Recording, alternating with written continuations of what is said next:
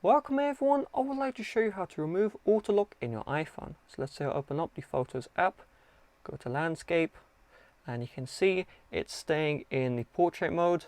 If I flip this way, same deal. So what did I do? Very simple. You're going to slide down from the top right hand side if you have an iPhone without a home button, okay?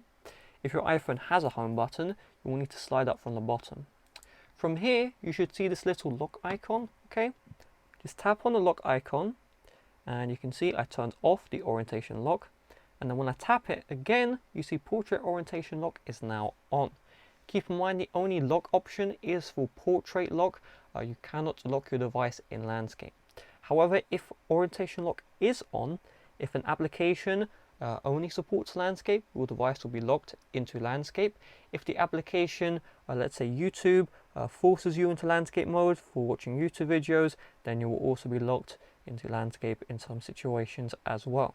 So with that being said, thanks for watching. See you guys later. Bye bye.